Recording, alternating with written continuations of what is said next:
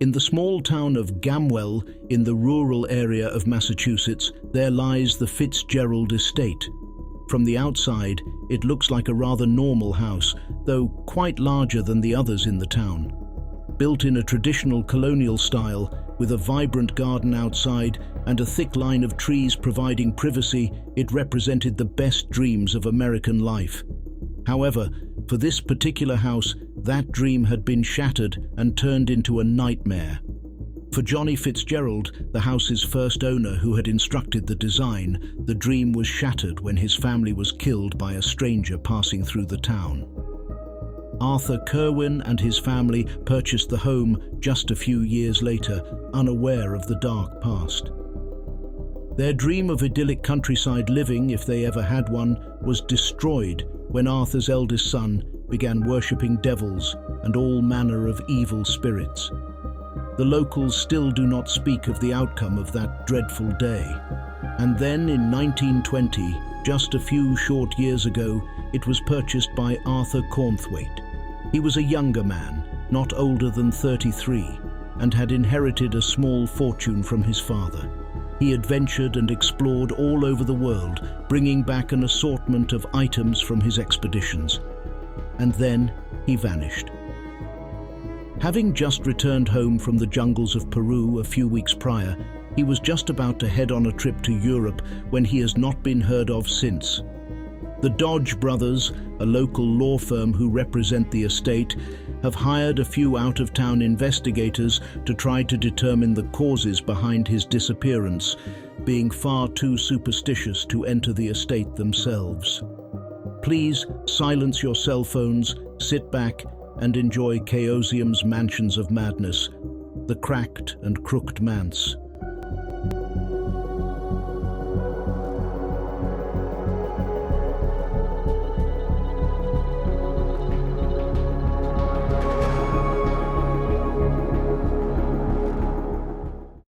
All right, we start our investigation with the three of you arriving in Gamwell in the early morning of September 24th, 1923. Would you like to introduce your characters? Okay, hold up for a second here. How do we play this game again? It's been a long time. All I remember is that Georgie plays some guy named Thorn, and we are trying to kill some frog people. Damn it, Sleepy Joe, how do you remember Thorn now? That's a fair point, Donald. Joe, you could never remember who that guy was. And now you finally do, but it's only when we're playing a different game. Thorn was in D&D, and this is Call of Cthulhu. You have your character sheet right there in front of you.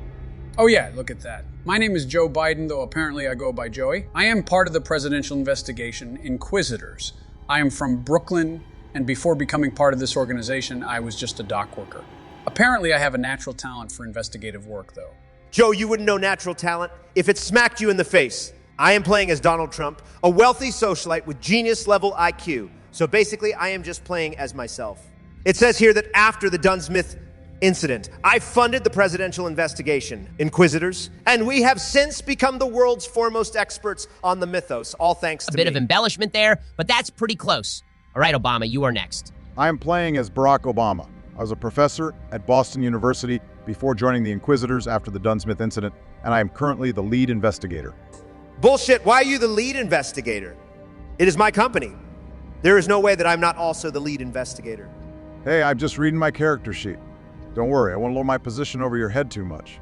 Sounds like you signed my paychecks after all. Great. Thanks for introducing yourselves, everyone. All right, so as I mentioned, our adventure today starts with your arrival in Gamwell. It's still early morning, probably around 9 o'clock in the morning. When you enter the town proper, farmland's all that surrounds Gamwell for 40 miles or so. The town itself is tiny, a single paved road going straight through the town, and hardly any buildings are off the main road. You see a small grocery store, a larger stone building that acts as the courthouse, the police station, and the public library. A hardware store, mainly selling farming equipment, a small motel with maybe 4 rooms called the Gamwell Suites, a rickety building housing the Gamwell Gazette, and finally, squashed between 2 houses, a small rickety building with a hand-drawn sign that says Dodge Brothers Law Firm Incorporated. Right, that's who we're supposed to come and meet. Right, Ben? They hired us for a job? That's correct. The Dodge brothers hired the Inquisitors to investigate the disappearance of one Arthur Cornthwaite. They didn't include a lot of details in their letter, just that Arthur didn't show up to his scheduled departure a few days ago, and that he was not answering repeated phone calls up to his estate. They also mentioned they had asked the sheriff to look into it, but that the sheriff simply found that Mr. Cornthwaite was not home and must have left earlier than expected. All right, calling it now. He's dead. The house is haunted, and we are about to do some serious ghost busting. Probably, yeah. All right, let's talk to Dodge Brothers then. All right, guys, let me do the talking here. These are my kind of people. Yeah, right, Joe. These are lawyers. If we let you talk, they are going to run all over us. Hey, that's not true. Trust me, guys, I got this. No way. I am going to get us the best deal. It'll be so good that it'll knock your socks off. We're going to have enough money to retire after this job. Knock it off, Donald. Let's let Joey take this one. Thanks, Obama. See, I knew the two of you would team up on me. This is so rigged. All right, just watch as Joe does a terrible job, and I have to step in to save the day. As you walk into the small law firm, a small bell jingles above the door and two men in rather faded suits look up at you, both with similar looks of exhaustion. The family resemblance is quite clear, and it is pretty obvious that these are the Dodge brothers. Hello, how can we help you? Sorry, we are not taking on new clients at the moment, a bit too busy as it is. Well, you hired us, actually, I think. We are the Presidential Investigation Inquisitors. What the hell was that, Joe? I told you this was going to happen, Barack. I told you. Yeah, if you spell it out, it is P.I.I. Definitely not P. Joe. What is the matter with you? And if you sound that out, how does it sound, guys? Not my fault Donald gave us a stupid name. I didn't come up with the name. That was Ben's idea. I would have come up with something far better. Hey, don't put that on me. I gave you a list of like 150 names. Not my fault you chose one of the joke ones. Wait, you intended for that, Ben? Wow, I didn't know you even had a sense of humor. I still don't think he has a sense of humor, at least not a good one. All right, well, the Dodge brothers look up at the three of you, rather irritated at the argument, and the brother in front clears his throat. Yes, of course, we had not expected you until later in the week. You traveled quite quickly. So we didn't have anything better to do, I guess. What did you hire us for then? To find Arthur Cornthwaite. Weren't you listening, Joe? All right, that's enough of this. I'm stepping in. Yeah, we got here as fast as we could. Didn't want the trail to run cold. There wasn't a lot of detail in the letter you sent. Any other information that you have for us? Well, I think we included just about everything that we know. Mr. Cornthwaite was supposed to leave for Europe Tuesday the 11th. He didn't show up and hasn't been seen since then. We sent the sheriff up there, but he figures that Arthur just left early and without letting us know, as if someone would take a trip without consulting with their attorneys first. I mean, I think that would be reasonable. Not when you hit the big leagues, Barack. Always got to bring a lawyer with you everywhere. Did anything strange happen the last time you did see him? Well, Mr. Cornthwaite has always been a bit peculiar, so I wouldn't say anything too out of the ordinary. The last time we saw him was when he was picking up a delivery of salt. He had ordered nearly 200 pounds of it. We figured he was dealing with a bit of a slug infestation in his garden, perhaps. As he was picking up that order, he asked us to place another order for an additional 600 pounds. We wanted to get some confirmation on that, and were waiting to do so until he was going to depart for Europe. Yeah, either that or demons. Why did you want to wait to get confirmation? He placed the order in person, right? Right, he did, yes. It's just that we thought the 200 pounds would be enough for whatever he was dealing with. We didn't want to order the additional salt unless he was sure that he needed it. Yeah, I guess that makes sense. All right, is there anything else we should know? Well, of course, we are hoping and praying that you find him alive and well, or perhaps some indication of where he has gone to. As such, we would ask that you refrain from causing any damage to the house, of course. Mostly, we just want to close this matter as soon as possible to clear up our plates to work on other tasks. You are welcome to stay there if you wish, or the Gamwell Suites probably has a few rooms available. Edith and Hank are quite nice. And why don't two of you investigate the house? Oh, well, as we mentioned, we are quite busy, and we don't have the eye for detail that you would have as investigators, of course. They do look a bit nervous. They're lying then. Can I try to persuade them to see what's actually going on? I'll first roll. Yeah, for sure. What's your persuasion? Well, I haven't missed this part of Call of Cthulhu. My persuasion is a 30. Damn it, Barack. I should have been the one to try to persuade. You stole my thunder. My persuade is a 68. I'll give you advantage on the roll, Obama, since Donald is helping out. That means that I roll an additional d10 and then take the higher of the two, right, Ben? Yep, that's right. Hell yeah, this is awesome. I really thought I was going to fail that. My first roll was a 29, then I got a 19 with advantage. So you're saying it was only because of me that you succeeded. Once again, I am just carrying this party on my back. Shut up, Donald. He didn't need you. Good job, Obama. Don't forget to mark that you succeeded on that roll on your character sheet for when we do improvements. All right, the Dodge brothers grudgingly admit that there is a bit more to the story. That house, it just has a bit of a history. Not a good one. So it's haunted. I told you guys, man, Ben, you are getting too predictable. Well, just a reminder that this is a pre-written module, so I didn't write it, but I think there's a couple of twists coming up. You're right. I see right through the whole story. This Cornthwaite guy was messing with ghosts or demons or something. Or they were already there when this guy moved in, so he bought a ton of salt to fend off the ghosts. Ordered a bunch more, but these idiot lawyers didn't actually buy it, and then the ghosts got him. End of story. Good game. Where do you think his body is then? I don't know, probably eaten by whatever demons live there. Well, this should be easy in that case. Just get in, find the body, and return to collect our reward. Why are you complaining about an easy case? I'm not complaining. I'm using my genius level intellect to dazzle you all with my mental acuity. Kind of sounds like you're complaining. I just wish Ben gave us more of a challenge, that's all. All right, well, the first Dodge brother clears his throat again. Well, the house's previous owner did get involved in some dark voodoo stuff. It was a long time ago. The house was empty for ages. If you are planning on staying in the Gamwell Suites, Edith would know more about it. I'd be careful mentioning it. It's not a pleasant memory. Anyways, we are all a bit superstitious and would prefer not to go to the house. Not that we think there is anything actually wrong with it, just that it gives us the chills. All right, that makes sense. Should we head up there then? I kind of think we should rent a room down here and maybe ask Edith about the house a bit more, though. I got this, guys. I'll just turn on the charm and fast talk our way to finding out exactly what happened here. Just before you leave, one of the Dodge brothers calls out, "Oh, wait, I have the key to the estate right here. This one opens the front door and this one unlocks the gate. You can drive right up to the porch unless the garden's grown too much. Stepping outside, it is still just a little bit before noon. Do you want to head to the Gamwell Suites then?" First things first, do you guys think that the hardware store has any guns? I don't think that a gun is going to help against a ghost. Well, I wouldn't put it past Ben to go changing everything up on us now that I figured it out. Probably turn out to be some sort of secret cult that lives in the basement or something. While you do that, I might go try to buy some salt from the grocery store. I'm guessing they have a fair amount for preserving foods. Right, Ben? That's probably right. All right, well, I'm going to head to the Gamwell Suites to talk to Edith. Fine, go without me. Watch, it's gonna go poorly. Shut up, Donald. All right, first things first, let's go to Donald. As you approach the hardware store, you almost run headlong into the sheriff as he comes pushing out the door. "Hey, watch where you're going." You watch where you're going. Almost ran me down coming out of there. The sheriff looks a bit taken aback, which is quickly replaced with a scowl. That kind of attitude can get you in trouble around here. Why are you here? You're not from around these parts? I don't think that's any of your business. The safety of everyone around here is my business. We don't like outsiders much, and you're an outsider. So let me ask you again, why are you here, or do you need to get that attitude checked by spending a night in a jail cell? Fine, whatever. The Dodge brothers hired us to look into Arthur Cornthwaite's disappearance. The scowl on his face deepens. God damn it! I told those idiots that he just left town? Oh, well, I guess it's their money. Though they'll probably take it out of Cornthwaite's account. You ask me, lawyers are just thieves with fancy college degrees. All right, I kind of like this guy, actually. Hey, yeah, you looked into it a bit. Yeah, you think he just left town without telling anyone? He told everyone that he was going to Europe. I figure he just left a bit early. Is his vehicle missing? No, his car was still up at the house. But he probably either caught a ride or has two cars. He's richer than God, that man. Never worked a day in his life, neither. Interesting. You didn't find his body or any signs of a struggle, though? He scowls even more. If I did, there'd be an investigation, wouldn't there be? I wouldn't just be saying that he left town, would I? Damn you, city folk are right stupid. Stay out of trouble, or we will be having a longer conversation next time. And finish up your work soon. That house is no good. And I don't want strangers poking around in it without supervision.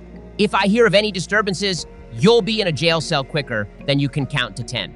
The sheriff then walks away towards the courthouse. Never mind, the guy's just an egotistical narcissist. Takes one to know one, I guess. Shut up, Sleepy Joe. All right, Ben, do I get a gun or not? Walking in, they do have a couple of hunting rifles for sale, as well as a couple of personal handguns. You even find the .45 automatic that you purchased in the last campaign. I'll buy that one. Spending shocking $45 and an additional $3 for ammo, you walk out with your pistol. All right, let's head over to Joe at the grocery store.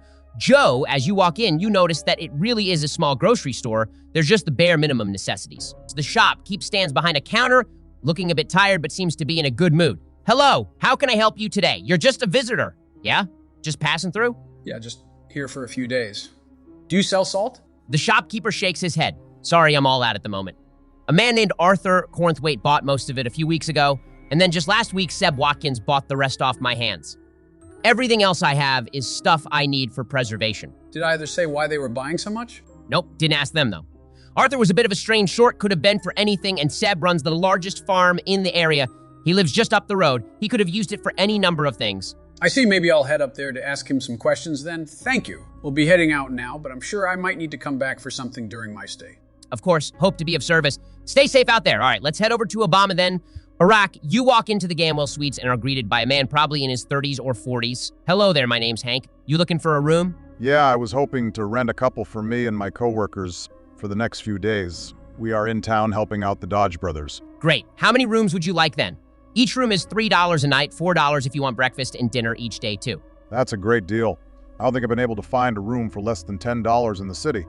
We'll take 3 rooms, not quite sure for how long, but can we start with 3 days or so? Of course, breakfast too then? Yeah, that'd be great. $36 then? Yeah, that sounds right. Hank scribbles some notes down onto a piece of paper. So what are the Dodge brothers have you doing down here? We are looking into a guy who disappeared a little bit ago. Arthur Cornthwaite. Hank pauses while writing, looking up with a bit of a strained look. I'd appreciate you not mentioning why you're here in front of the missus. It's a bit of a touchy subject. Touchy subject. Why is that? Do you want to roll persuasion again? Told you you would want me there. Yeah, I don't think this is going to go as well as the last time. Let's see, though. Not great. That's an 81. Hank grimaces slightly. It's nothing. But I'd appreciate if you could give me your word that you won't bring up why you're here. Lie if you have to. Damn. Well, okay, yeah, I won't say anything to her. He nods and finished up writing his notes. Before handing you 3 keys, if you need any laundry done during your stay, just leave it in the hamper outside your door. Breakfast will be served around daybreak and left outside your door until you pick it up. Dinner just after sunset. Times if you get hungry for lunch, the diner a few doors down is pretty good. Thank you, I appreciate it. All right, taking the keys, I'll go try to find Donald and Joe. The 3 of you meet back up, sharing what happened on each of your separate journeys. What would you guys like to do next? It's just afternoon by the time that you all meet up again. Where is Arthur's house again? The Fitzgerald Estate is not too far, but it is a couple of miles outside of town. It lies on just the other side of the Watkins farm. Why is it called the Fitzgerald Estate if this Arthur guy owns it? I thought his last name was Corny something, not Fitzgerald.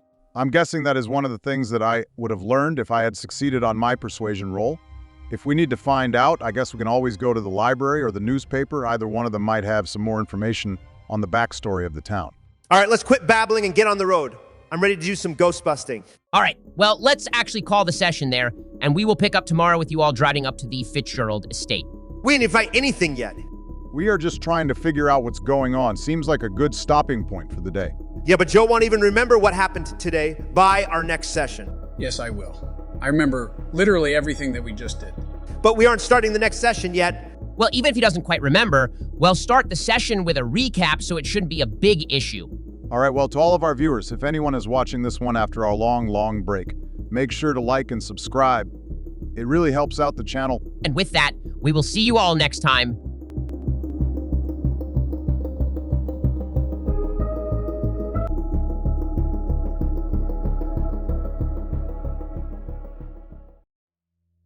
Hello, everyone, and welcome back to the presidential D&D campaign. This is our second session playing through the Mansions of Madness, a pre-made Call of Cthulhu adventure, so we are not playing D&D this week. If you missed our last episode, it can be found at this link here or in the description. All right, here's the true test. Joe, do you remember our last session? Of course I do. We met Thorn, who is a frog person and is working for the mayor of Dunsmouth. And then we encountered a whole village of zombies, but they are good guy zombies. All right, you were right, Donald. Honestly, that's an impressive number of things to remember from previous episodes, though. I will give Joe a bit of credit for that. Just saying, I really am the smartest. I knew for a fact that Joe wouldn't remember a single thing that we did in our last session. I did miss playing these games, though. It really was too long of a break. I did too, and our more frequent and shorter episodes is a nice callback to when we started the channel. Anyways, should we get started with a recap? Donald, since you are the smartest, do you want to do it? No problem in the slightest. I remember every single thing that happened. We started off driving into the town and then met with some lawyer guys who gave us the key to the house. Then I ran into the sheriff and bought a gun. Barack went and talked to some people at the place we are staying, and Joe went to go buy some salt. Now we are on our way to the Fitzgerald Estate. I'm actually impressed, Donald. You made it through that without talking about yourself too much. And covered most of the things that happened. I agree with Joe. I'm kind of impressed. Yeah, that was a good recap. All right, to get started, the 3 of you are on your way to the Fitzgerald Estate. It's a nice drive through the countryside and only takes about 10 minutes to get out there. You drive past cornfields and fields with yellow wheat broken rather suddenly by a wall of trees. There is a wooden sign at the start of the driveway that says Home of Arthur Cornthwaite, the owner of the Fitzgerald Estate, and a large wrought iron gate that blocks your progress. A large padlock hangs on chains in the middle of the gate. I will hop out and use the key I got from the Dodge brothers to unlock the gate. Leave it open in case we need to make a speedy escape. We don't know what we are dealing with yet. Okay, sure. I will leave the padlock on the chains, but with the gate wide open and get back in the car. The driveway is neatly paved, though there are some creeping plants that have started to encroach on the sides. After the thick wall of trees on the exterior of the perimeter, you see the top of the house just a short ways ahead. There is a lush garden that surrounds the house with bright flowers, trees, and vines that look like they belong in a jungle. Can I make a spot hidden check to see if there's anything around? Yeah, for sure. Damn, that wasn't great. I only had a 26 and I rolled a 50. My turn. Ben, I want to make that same check. All right, I will allow it. That's a 44, which is a success. I'm so much better than you, Joe. Shut up, Donald. I could beat your character up with one hand tied behind my back. Yeah, right, that's a bald-faced lie. God, Joe, you're always lying. All right, let's get back to it. Did Donald see anything, Ben? Thanks, Obama. Yes, Donald, partially obscured in the thick garden to the east of the house, you spot a small rundown shed. You also notice that there is a path through the garden, presumably leading to the back of the house, that has also started to become overrun with vegetation. That shed is definitely something, and it could be good to scout out the back before heading in. What do you think, guys, now that we are here? If we split up, we are gonna die. 100% happens every time. Well, you guys are gonna die, and then I will come in to save the day. We could check out the shed. Yeah. Sounds like the sheriff already searched the house and didn't find anything. I don't know how much of the grounds he searched. Is Arthur's car still here, Ben? It is, yeah, a nicer car than the one you drove up in. It looks like it hasn't been moved in a couple of weeks, though, and is pretty dirty at the moment. I want to go around the back of the house. You guys can go to the shed. Fine, Joe. Go off alone. Just disregard everything I said. And the lesson in every single horror movie ever made. I can handle myself. We should wait to go into the house until we are all together, probably, though. All right, so Donald and Obama, you two are going to go check out the shed. And Joe, you want to go along the path and check out the back of the house. Yeah, that's right. Yep. The two of you cut across the yard towards the shed, gaining an increasingly bad feeling as you get closer to it. Coming closer, it is in even worse shape than you could tell from afar. The boards are starting to decay, and there is a damp smell in the air as you approach it. I want to rest my hand on my gun. I guess I will reach out to open the shed. As you open the shed barack, a gust of wind sends some leaves across the floor of the shed. You feel a dark sense of foreboding, but everything seems normal. Inside, in the dim gloom, you see various gardening tools, a wheelbarrow, a pick, a saw, some head clippers, and some shovels. All of them are pretty dirty and rusty. Can I make a spot hidden roll? Yeah, go for it. You can make 1-2, Donald. Damn, fail for me with a 53. I truly am the greatest. That's a 44. Another success. Obama, you don't really see much of anything as you take a small step inside, though. You do trip slightly over some shovels. Donald, you see that on one of the racks, there is a missing space where some other tool should be. The faint impression on the wall and the empty space looks like it could have been an axe. Great, the ghost or demon or whatever has a weapon now. Joe is probably already dead. Speaking of which, Joe, walking along the path, you are quite amazed at the variety of plants here. It looks like Arthur was quite the herbalist and brought back saplings and seeds from all over the place during his travels. You aren't quite sure how he got most of these to grow, as they require a very damp atmosphere, but you do feel a bit of respect for how well cultivated of a garden it is. It is also quite clear that it is in disrepair a bit, as the plants are growing over the sides of the path and it is a bit difficult to traverse, and just around a bend in the path, you almost run straight into a fallen over tree that blocks the path. Is it a normal tree? What the hell kind of question is that, Joe? A good one. It looks pretty normal, but also looks like it has been knocked over for quite a while. Large growths of mushrooms cover a lot of the surface, and it is definitely in a late stage of decay. Can I get around it? You could get around it in a couple of different ways. There's enough room that you could crawl under one of the sides, where it rests on another tree. You could dip into the lush undergrowth and try to go around it, or you could try to climb over the top of it. Climbing under it seems like a bad idea. Climbing over it could be bad too. We don't know if those are normal mushrooms and it could collapse on you if it is decayed enough. All right, I will try to go around it, Ben. You enter the undergrowth off the side, cutting around the tree. At the base of the fallen over tree, you step on something slick and begin to lose your balance. Do you want to make just a straight up dexterity roll? That's a 27, which is a hard success. Rolls against base stats are pretty easy. You manage to regain your balance, though your hands do become quite dirty from grabbing a tree branch to stabilize yourself, and looking down, you see a thick, oozy slime coming from the base of the tree trunk.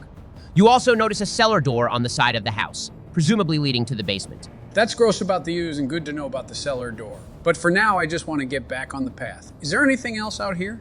The foliage clears up a bit, and you find yourself in a courtyard of sorts. There is an ornate fountain in the center of the clearing, though it looks like it has not been cleaned in a while. And there is a thick layer of brown leaves and mud on the bottom. The neat cobblestone circle has been broken up with vines and plants pushing up through the ground, but is still walkable. A few stone benches line the perimeter. These also look worn and weathered, though, and you can see the back door of the house as well. It's interesting that everything Joe found looks like it hasn't been taken care of for a while, and yet he has only been missing for what? 2 weeks at this point? For once, that is a good point, Obama. How long has the Cornthwaite guy been missing for Ben?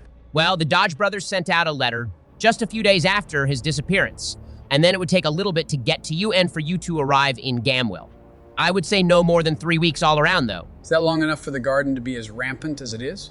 You can make either a science roll or a natural world roll to see what your character thinks. Well, I don't have either of those, so I will try for natural world. I need below a 10. And that's a 57. I guess coming from the big city, I have no idea how a garden like this would grow or behave. Yeah, you're not quite sure? All right, well, I will go in the back door of the house, I guess. And we are heading in the front door. We get there before Joe does too. You all enter the house at pretty much the same time. Donald and Obama are returning from the shed just as Joe enters through the back door. You can actually see each other as you open the doors. Both doors have a hallway which leads into a larger living room with a staircase leading upstairs. Donald, as you open your door, a large piece of wet plaster peels off the ceiling and plops to the floor in front of you. The entire house feels humid, wet, and abandoned. Well, at least I didn't get any on me. Joe, your hands look filthy. What's the general layout of the ground floor, Ben? Immediately to Joe's left, there is a door leading into another room of the house. There is the staircase leading upstairs and several rooms around the perimeter of the house.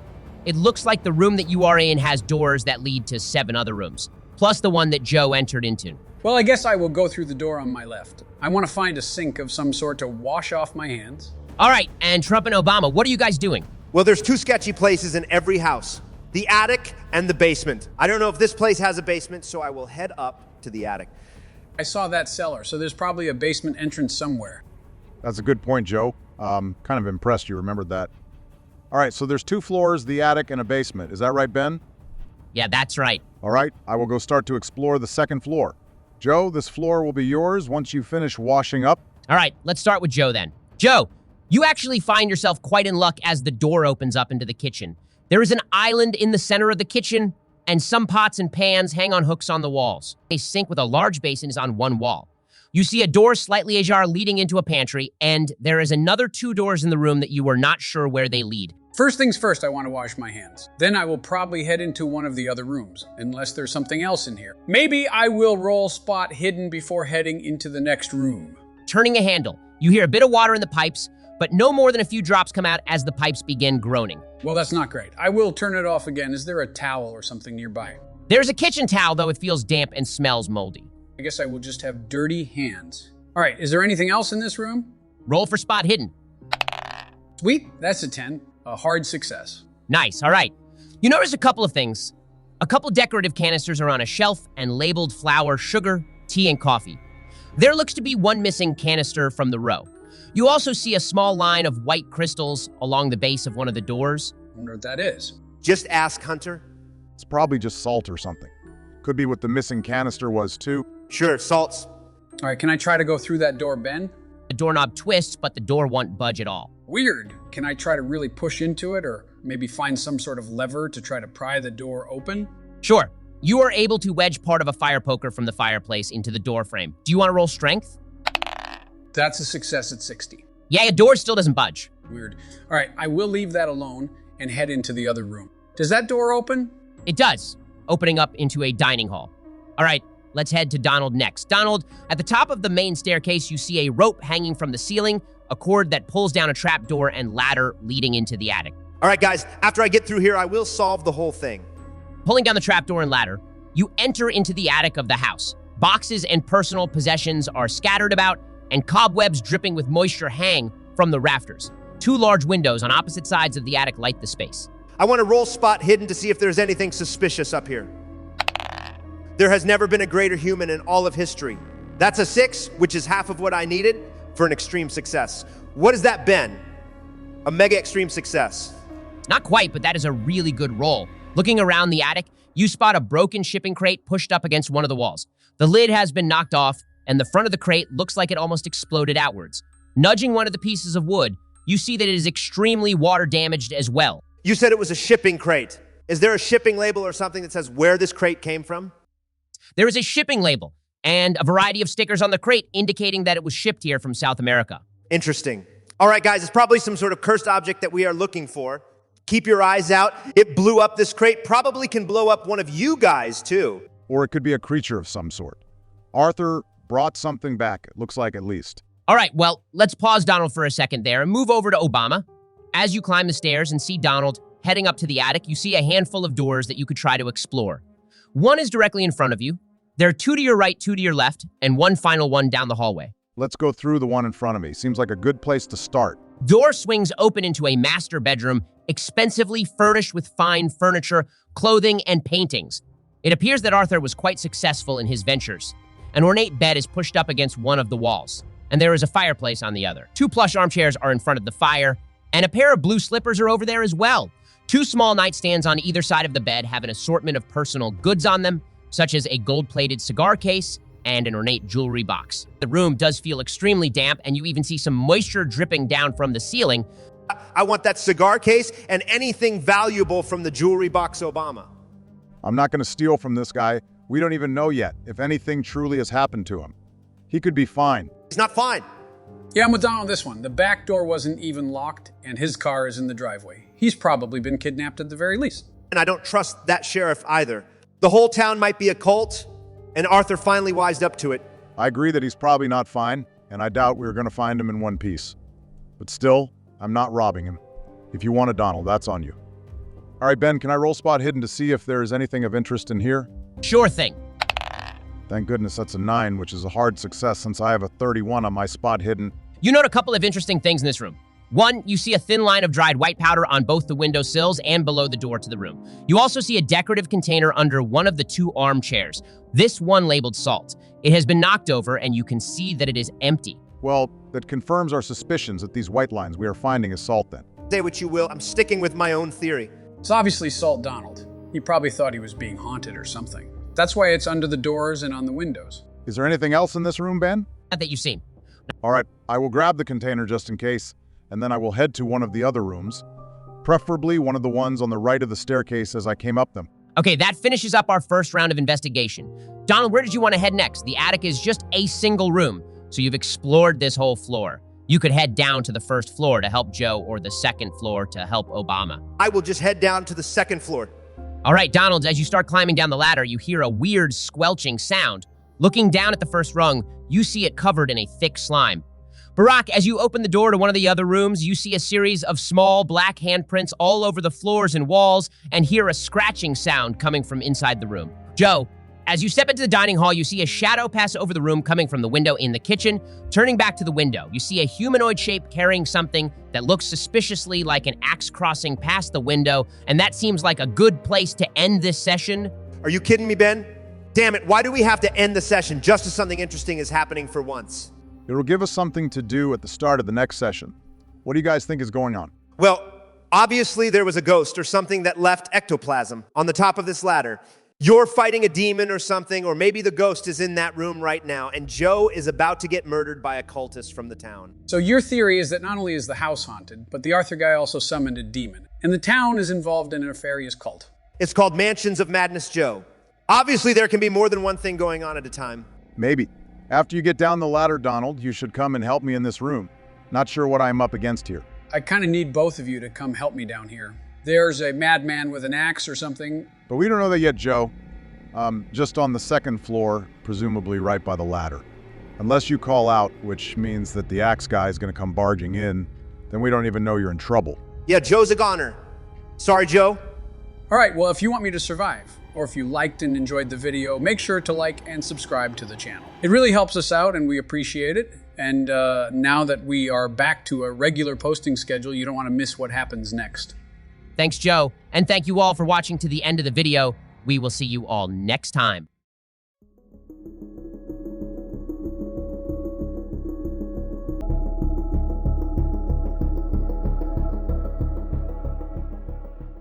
Hello, everyone, and welcome back to the adventures of the Presidential Investigation Inquisitors.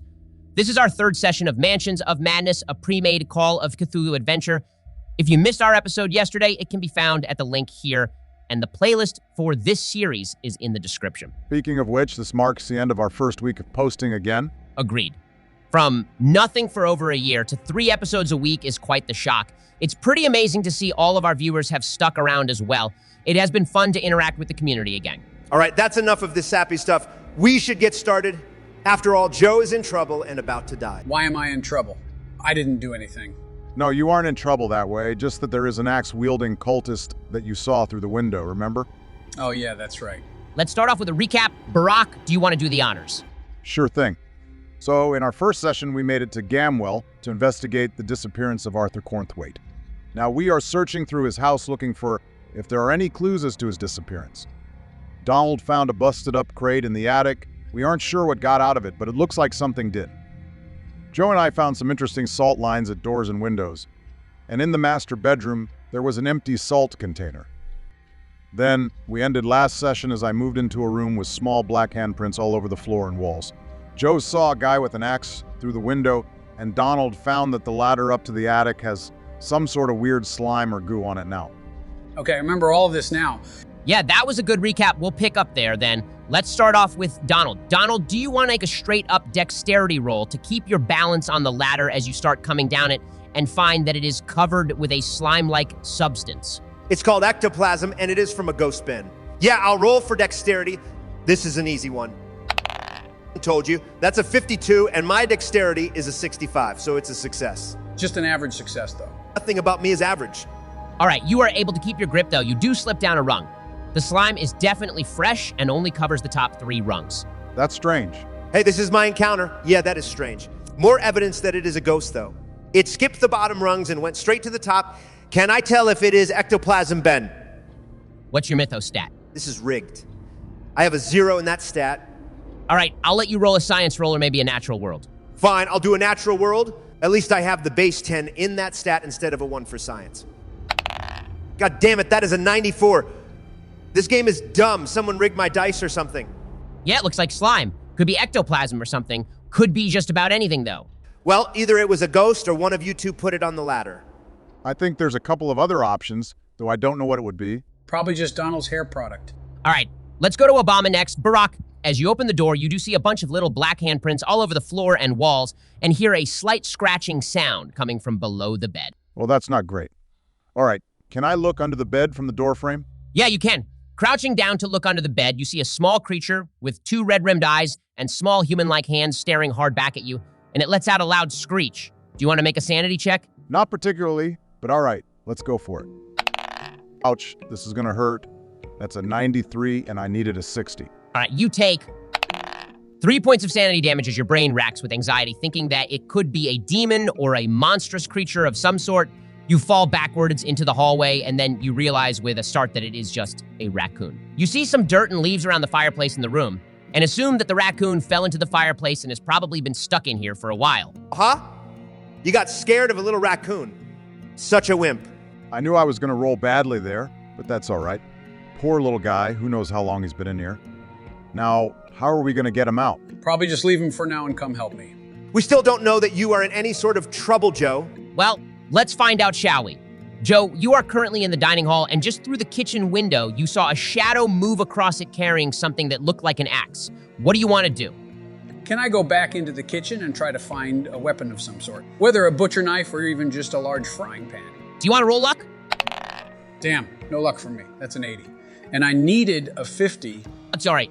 You are able to find a normal-sized frying pan, but your mind is racing, and that's the first thing you grab. You hear a knock on the back door. Hello? Is anyone there? Do we hear that too, Ben?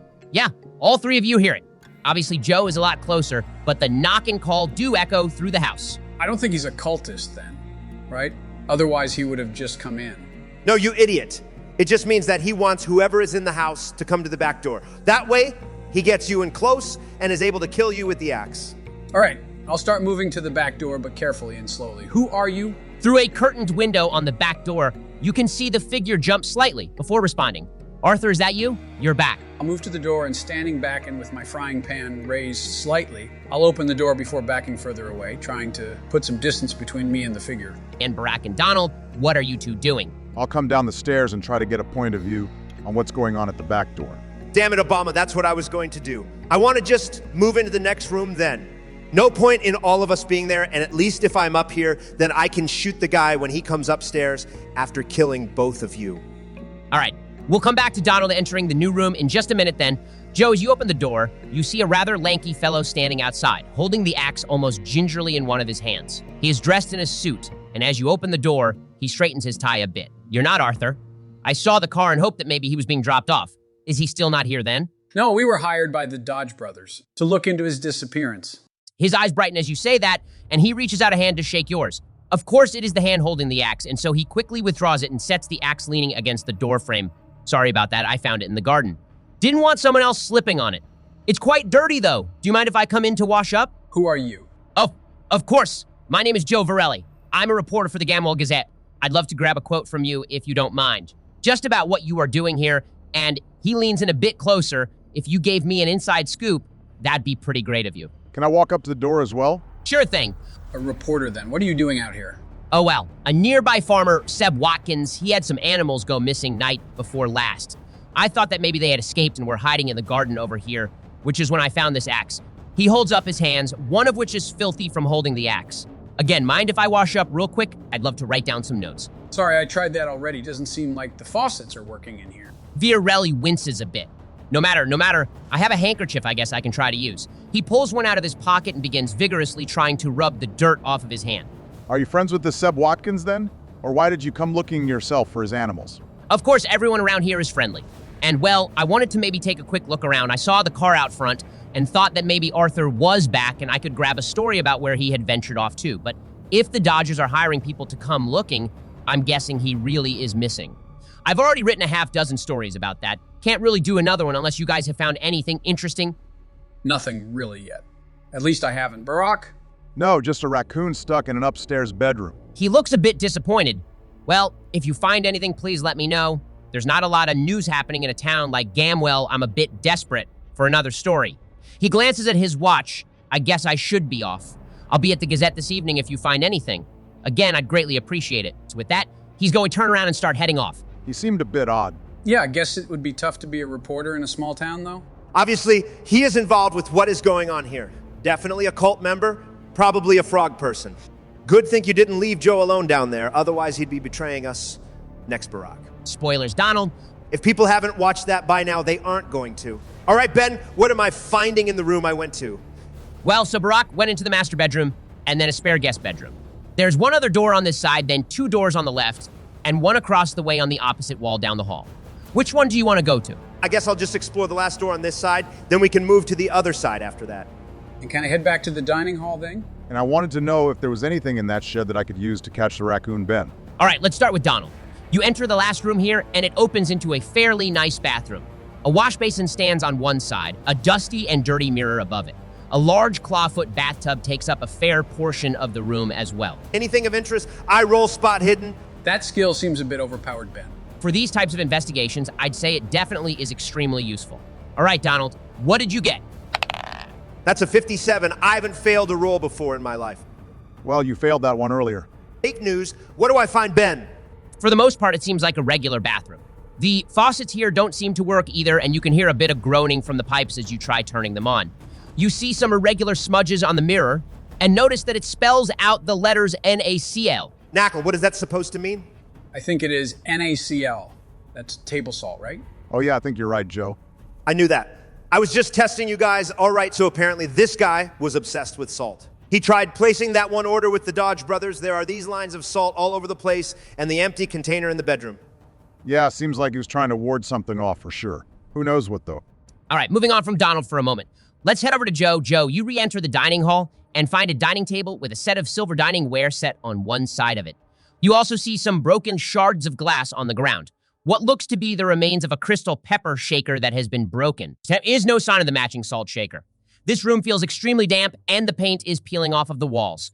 A door on the opposite wall leads back into the main entry hall. Interesting. Anything else of note, Ben? There is a thin layer of grime over almost everything in here, but you don't see anything else noteworthy. Barack, you do remember seeing a large net in the shed that you could probably use to catch the raccoon if you wanted to. All right, sweet. I'll go grab that then to try to get that raccoon out of the spare room. Okay, after you retrieve that, I'm assuming you're heading for the spare bedroom to try to catch the raccoon then. Donald and Joe, what do you want to do next? How many more rooms are there on the first floor, Ben? You've only explored 2 of them, and there are still another 6 or so doors you haven't tried yet. And on the second floor, there's 3 more doors, right? That's correct. All right, I want to head to the door that was a bit off to the side. I think you said it was down a hallway, right? You can head there, yeah. Joe, what do you want to do? I'll just pick another one of the doors and go through it. Probably one of the ones closest to the dining hall. Let's start with Barack, this time, who is just re-entering the house with the net. You head back up to the bedroom. I'm going to have Barack and Donald both roll a listen check. Damn it, Ben. You are always choosing skills to purposely mess me up. I don't have anything in that, so it's a base 20. And that's an 80. This is so rigged. I rolled a 15. That's a success for me. All right, Barack, as you climb the stairs, you hear another squelching sound and a light squeak coming from the room with the raccoon. That's menacing. All right, I'll still open the door. As you push the door open, you see a thin layer of slime underneath the bed. You also no longer see the raccoon. The ghost got it. Can I roll spot hidden to see if I can gain any more insight? Sure thing. Damn, I'm never gonna get spot hidden. That is a 74. I needed a 31. As far as you can tell, the raccoon appears to be just gone. And since this is an interior room, there are no windows, just the fireplace. Okay, hear me out, guys. The ghost can turn other things into ghosts, which then fall through the floor. Or something took it up the chimney. I would not have thought of that, Joe. Ben, can I look up the fireplace to see if there is anything up there? Sure thing. Do you want to roll spot hidden again? Not really, but here goes. Finally, and only barely. That is a 29. Looking up the fireplace, it is obvious that this chimney has not been cleaned regularly. There is no sign of the raccoon, though you do feel a drop of slime hit your nose, and you can also see that this chimney splits and has another path that starts about halfway up the wall and heads to a different room in the house. You are going to have to climb it, Barack. Maybe we should all be there for that, though. Besides, the branch probably just leads to another one of the rooms. Are there any possible rooms that it could be in, Ben? Judging by the layout of the floor, there is still one other room that you have not explored that could be in the direction of the branch of the chimney. And that is the room that Donald was about to enter. Wow, Joe, you really are on top of your game right now. No, he is not. I was thinking the exact same thing. No, you weren't. And besides, I said it first. Just shut up, Donald. Make me. All right, let's move on to Joe then. Joe, you enter through the door immediately to the left of the exit to the dining hall. It opens up into a parlor, several comfy chairs sit around a fireplace, and there is a billiards table in the center of the room. A large bear rug is in front of the fireplace, which looks like it has been matted down with grime. And there is a bar against one of the walls, something you would not expect to see during Prohibition years. Is it still humid in here? It is. This room also looks like it is not often used, and the layer of dust that covers most of the objects is wet and has resulted in a layer of grime over everything in the room. Is there a fireplace still? Am I close to under where Barack and Donald are at? There is a fireplace against one of the exterior walls, but the chimney looks like it just vents to outside a few feet above the fire, not connecting to the ones in the rooms upstairs. Is there any liquor in the bar? You better not be drinking down there, Joe. I'm not. I just wanted to see if Arthur would be breaking the law in such plain sight. There are several containers of soda water as well as a couple of sodas. There does not appear to be any alcohol. Are there any secret compartments? Roll spot hidden. Damn it, that stat is just so low. But that is a 5 extreme success. Nice. All right, you do find a secret compartment with what looks to be a gallon jug of moonshine. Interesting. All right, I will keep that in mind, but I will leave it in the compartment. Anything else in this room? Not really. Again, this room does not appear to be used very often. All right, let us head over to Donald then. Donald, you enter another guest bedroom, one that is nearby to the room that Obama is exploring. Spot hidden. I want to roll spot hidden. I've not even described the room yet, Donald. There is a bed and another fireplace in here too. There are some leaves that have tumbled down the chimney and the floor is quite dirty. One of the windows is broken as well. All right, first things first, I want to check the chimney. Looking up the chimney, it leads straight outside, and the grate is hanging on by a single nail. That's strange. My chimney branched. And it doesn't sound like it branches to yours, Donald. Damn it, Ben. Now we have to climb the chimney. All right, I'll head over to the other room to try to help Obama climb up and get a look in the other room. Why do I have to climb the chimney? I don't want to die by whatever killed that raccoon. All right, I will climb the chimney then. Okay, Joe, do you want to roll climb with advantage since the other two are helping you? Thank goodness for advantage. That would have been an 86, but now it is a 16. Just a regular success.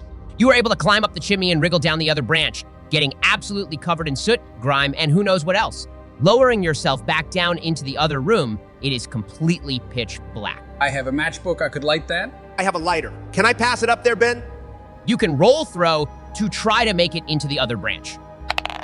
Damn it, my dice are rigged. That is a 56, and I needed a 20. I'll throw it again and just keep throwing it until I make it.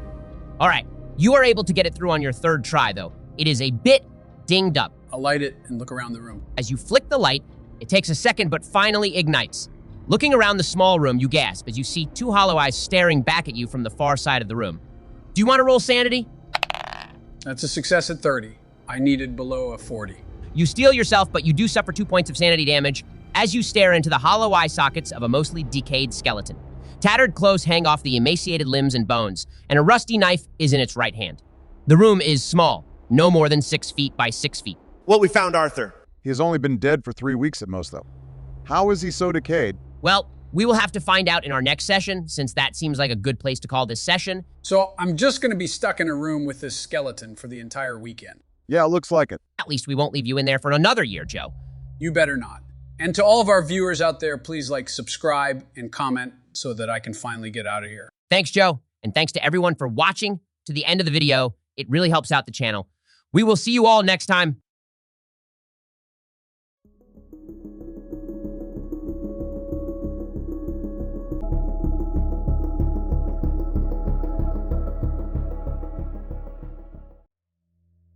Welcome back, everyone, to the adventures of the Presidential Investigation Inquisitors. This is our 4th session of delving into the mansions of madness, and if you missed any of the previous episodes, they can all be found at this link or the playlist in the description. All right, the true question. Did Joe die over the weekend? I mean, one can hope, right? That is rude, Donald. You can't tell me you weren't hoping for the same thing. Wait, why would I have died over the weekend? You're trapped in a room with a skeleton. Remember, Joe? Oh yeah, I forgot about that. He isn't really trapped, though. He can always climb back up the chimney. But my climb is a 20. I think I had advantage last time. I'll probably fail the climb. Only the weak fail at things, Joe. You fail at things too, Donald. That is the most bald-faced lie I've ever heard. Just last session, you failed at 3 different dice rolls. Yeah, right? Like you could remember a little detail like that. You know what, Joe? I am tempted to just leave you in that room. All right, well, it seems like Joe remembers last session a bit better, so do you want to do the recap then? Yeah, I got this. Oh, great, guys. This is not going to go well. Shut up, Donald. All right, so last session we continued exploring the house. The guy with the axe was a journalist or something, and the raccoon just went missing after Barack was going to catch it and release it outside. While searching for it, he found that the chimney split into another room, but not one that we had found yet. I climbed the chimney, and in the other room there is a skeleton. Joe, keep that up, and honestly, you can do anything. You remembered all of the major beats. I'm proud of you. It was just luck. God, Barack, honestly, you go way too easy on Sleepy Joe. That was a good recap, Joe. All right, we will get started from there then. It is probably around 5 o'clock in the evening, the sun just beginning to set over the distant hills. Joe is in the room with the skeleton. Donald and Barack are both in the other room. What do you guys want to do? First things first, let's get me out of here. You could try climbing out Joe. Yeah, I just feel like that is gonna fail. Might as well try, though. Damn, that's a 27. I think I should use some luck points, yeah? Yeah, you should. Otherwise, you're going to be stuck in there. All right, Ben, I'll use 7 luck points to make that a success. You are able to climb back up the chimney and back down into the other room. As you do so, your foot actually kicks against the back of the chimney and a small flap opens up, leading back into the room with the emaciated corpse. Are you kidding me, Ben? That was there the whole time. Yeah, nobody except for Barack made a spot hidden roll in here or in the other room, and Barack needed an extreme success to spot this while it was closed. Does the flap open from the skeleton side of the room or our side? It opens from your side. It looks like if it was closed, it would be almost impossible to open from the other side. Well, let's make sure to keep it open then. Is there anything I can use to prop it open, Ben? There is a wooden plank that is broken off of the bed that you could use. Are you really going in there? We need to make sure it is Cornthwaite. Otherwise, this is just some other guy. What are the odds that there is just a dead body in the walls? It is the mansions of madness after all. I want to make a spot hidden roll, Ben. Is there anything else I can use to try to determine if this is Arthur Cornthwaite? Let's start with the spot hidden roll. Thank the gods above. That is a 20. Just a regular success, but I thought I was going to miss it. All right, you do notice long scratches around the entrance to the room, as well as candle wax and the remnants of a wick on the floor. Looking at the corpse's hands, It looks like whoever this was died scratching at the fireplace, unable to open it from the inside. Do you want to make an anthropology check? Good luck. The base stat for that is only a 1. I have a 40 in that stat, though. I am a professor after all. That's a 52. I feel that this is an important roll, though. I'll use 12 luck points. You don't see any distinguishing features, but looking at the clothes, you would guess they are at least 40 years old, and do not look similar to the clothes that Arthur had in his bedroom. Damn, it really is another body? Or he's just dressed in weird clothes. Either way, we should probably get the sheriff involved. Or not. I hate that guy. I thought you said he wasn't so bad after he said that lawyers are just thieves with fancy degrees. That doesn't change the fact that he is just a terrible person. I don't think he's done anything to us, has he? Why do you think he is a terrible person? Just mark my words. He is a cultist and probably responsible for the corpse and Arthur going missing. Well, I think we should head back to town, let the sheriff know, and then maybe try to talk to Edith and Hank at the Gamwell Suites again. Maybe one of you will be luckier than I was in asking questions and not pissing off Hank. I also wanted to stop by the Watkins farm. Sounds like he might be involved with some of this. And he bought salt from the grocery store, too. Joe, your memory is on fire tonight. Like, seriously, Sudoku? I think they got him on some of those memory drugs. Now, it is that Sudoku. All right, to the Watkins farm first then, or are you splitting up? If we split up, Joe's probably dead. I wanted to talk to Seb too, so I'm down to head over there. Okay, the Watkins farm is located in between the Fitzgerald Estate and Gamwell, so he's on your way. You turn down a dirt road as dusk begins to settle, but you can still see lights on in the small farmhouse at the end of the drive. Your peaceful drive is shattered with the loud blast of a shotgun. Goddamn, finally, some excitement around here. Who is driving the car? I'll be driving. I think I have the highest drive skill. Yeah, this is all you, Joe. All right, do you want to make a drive roll, Joe? Let's see how good of a driver you actually are. That is a 10 extreme success. Let's go, Joe. Good job. You are not deterred by the shotgun blast and are able to maintain your grip and the wheel and tires on the road. Do you want to pull over or keep driving up to the house? If we stop, we are just sitting ducks. I think it would be worse if we kept going, though. That seemed like a warning shot, unless the car did get shot, Ben. No, it seems like he probably fired either in the air or into the field. It does seem like a warning shot. I think we stop and talk to him if we can. Are we close enough that we could yell up to him? Yeah, you could yell up to him and probably have a conversation that way. I will stop then. I'm gonna lay down in the back seat. It is your funeral. Hello there? We don't mean any trouble. You're trespassing here after dark. Who are you lot? Are you one of them? One of who? One of them? You are, ain't you? We are private investigators. The Dodge brothers hired us. You aren't fooling me. Another shotgun blast rings out from the porch, and the ground off to the side of the road blasts up. I told you guys that it was your funeral. We should have just kept driving or turned around at the very least. I promise we aren't here to hurt you. Are you Seb Watkins? How do you know my name? I don't know you. Have you been in my house again? I said, get back, leave. I know you are one of them. Who is them? You keep saying that we are one of them. You're one of them things I saw you last night. I knew you'd be coming after me. You're not gonna get me. Not like you got my Bessie. Someone took your Bessie? Another shot rings out, closer to the car and the two of you than the last shot. You can hear him reloading on the porch, and off in the distance, you can hear the mechanical sirens of a police car heading your way. Damn. Now the sheriff is gonna get involved. He already doesn't like us. If you'd only help instead of being useless, we would already have resolved this, Donald. I'll yell out again, who took your Bessie? Is that a cow? After finishing reloading, he immediately fires another shot. Barack, do you want to roll luck?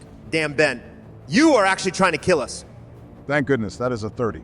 You feel the bullets whiz by, somehow missing you by mere inches. We should get out of here. I've literally been saying that this whole time. Yeah, I will get back in the car, and we will try to get out of here, I guess. Maybe we can come back tomorrow to try to talk to him if he has calmed down by then. You are able to turn the car around, and no more shots are fired from the porch as you do so. As you make it back down the driveway and are about to turn onto the main road, a police car comes screeching to a stop in front of you, and the sheriff and a deputy hop out with their guns drawn. Out of the car, now. God damn it, Joe. It was a terrible idea to go talk to this guy. At least we didn't do anything. Yeah, we should be okay. Maybe you guys should get out first, though. I will get out slowly with my hands raised. The two police officers are still at attention, watching your every movement carefully. After each of you has gotten out of the car, the sheriff is going to walk up closer. We heard gunshots from out here. What are the three of you doing here? You were supposed to be up at Cornthwaite's house. We are investigators. We came to talk to this Seb Watkins guy, see if he heard or saw anything that would be useful. And the gunshots? He has lost his mind, Sheriff. He started unloading on us as we were driving out. He raises an eyebrow and turns back to the deputy. Get these guys over to the station. I will want to talk to them when I get back. You can ride in their car. Yes, sir. I'll get them back there. Doesn't sound like we have much of a choice, This is gonna go poorly when we tell them about the corpse we found. Yeah, let's hold off on that information until things have calmed down a little bit, maybe. The longer we wait, wouldn't it be more suspicious, though? How long are you free in town for? I haven't seen many visitors since I came to Gamwell last year. Just a couple of days, hopefully no more than a week. You are looking into the disappearance of Mr. Cornthwaite. He is a good man. I hope that he returns soon. We don't think he ever left anyway. I know you have your theories, but at the end of the day, nothing exciting has happened in this town in almost 20 years. Though the Fitzgerald Estate does seem to have a reputation among the locals. What brings you to Gamwell? It is difficult to find places where you can be accepted after having been a German soldier in the war. Gamwell is suspicious of outsiders for sure. I was treated quite poorly at first, but over time they have grown to accept me as an upstanding individual. This guy fought for the other side, Ben. Sounds like it. Why do you care, Donald? Didn't you have bone spurs or something? What up, Joe? All right, guys, let's leave that alone. What's your name, Deputy? My name is Reiner. After a few seconds pause, you hear a single gunshot echoing from the Watkins farm. Got your shotgun shot. It was quite a ways back and difficult to tell for sure. Each of you can do a firearms roll to determine what you think it was. That was a 7. So a success even though I only have the base stat. You're a liar and a cheat, Joe. That's a 44 for me, which is a success too. Told you that you weren't anything special, Joe. A 70 for me, which is a failure. I don't have any firearms skill. Obama, you can't quite tell what type of gun it was, but Donald and Joe, you can both tell that it was a handgun. Damn it, what was that? We need to go back there. I need to check on the sheriff. I'll spin the car around and head back to the Watkins farm then. As you pull up the driveway, you see the sheriff standing on the porch over a dark shape, obscured in the evening light. You lot stay in the car, I'll be right back. Reiner hops out and rushes up to the porch, conversing with the sheriff. What are they saying, Ben? You can roll listen if you want to eavesdrop. Hell yeah, I do. You all can never doubt me ever again. That is a 2. There has never been a better roll in all of history. That was the greatest there ever has been and ever will be. Have we ever rolled a 1 while playing this game? Not that I can recall. Not saying it didn't happen, though. Donald, you can hear the conversation just barely from the inside of the car. What the hell happened, Sheriff? He was erratic and unstable. I approached slowly, but when he raised his gun to shoot me, I didn't have a choice. Damn, it sounds like their storyline's up then? Seb started shooting at them as they pulled up. Or they did something to him. I'm telling you, Rainer, nothing good ever comes from strange men claiming to be investigators. I've already told you what happened with the Kerwins. That was ages ago though, and these lots seem okay. The Kerwins did too. I'll run into town and get the doctor then. He will need to pronounce time of death. Zig grabbed Father Lucian for his last rites too. Poor Seb. He was a good man. I wouldn't have shot him if I didn't have to, Rainer. I know, boss. I'm sure he didn't give you a choice. I'll come with you. That lot can wait until the morning. I have some questions for them for sure. Rainer goes and hops back in the police car, and the sheriff comes over to your car. I have some work I need to do. You are staying at the Gamwell Suites, correct? That's correct, Sheriff. Head straight there. I'll be over first thing in the morning to talk to you about what went on here. And don't you dare try to leave town. I may just be a small town sheriff, but I'll come and find you if you run off. Is that a threat? He glares at you and then walks back over to the police car before they take off towards town. Back to the suits then? Fine, but only because I'm tired. I don't care that the sheriff told us to do it. And we can't leave town yet. We haven't finished the job. Arriving back at the Gamwell Suites, Hank comes out of a back room as you enter. Hello again. You all are just in time for dinner. Did you want to eat in your rooms or join us in the dining room? We will eat with you guys if it is not too much trouble. We would love to hear more about your town. Hank frowns slightly but then smiles, of course more than happy to do that. Lowering his voice, he leans in. I trust you haven't forgotten your promise to not bring up why you came to town. I won't mention that we are looking for Arthur Cornthwaite. Yeah. That sounds sneaky, Barack. What are you thinking? Yeah, what are you angling at? You both didn't promise that you wouldn't bring it up. If one of you let it slip, then I didn't have anything to do with it. Wow. I'm impressed. That sounds like something I would do. Well, I think it's important that we find out why Hank mentioned that Arthur's disappearance was a touchy subject. Could be good to ask about the Kerwins, too. Hank leads you into a dining room where several plates are already set up. A woman, presumably Edith, hurries into the room carrying a tray of hot browns and sets it on the table. Hello, it's great to meet you. We don't get many visitors out here in Gamwell, but it is always good to meet new people. What the hell is a hot brown? It's an open-faced hot sandwich. Really good. We had them a lot growing up. You really are as old as dirt, Joe. They are still popular today, Donald. Nice try. I would have heard of them. Hank takes the seat at the far end of the table. Thanks for the food, Edith. This looks great. Yes, thank you. It's been a long day. It feels nice to finally sit down to eat some food. Edith sits next to Hank. Why has it been a long day? What brings you to Gamwell, by the way? It's not exactly a popular vacation spot. The Dodge brothers hired us to investigate. Hank loudly clears his throat.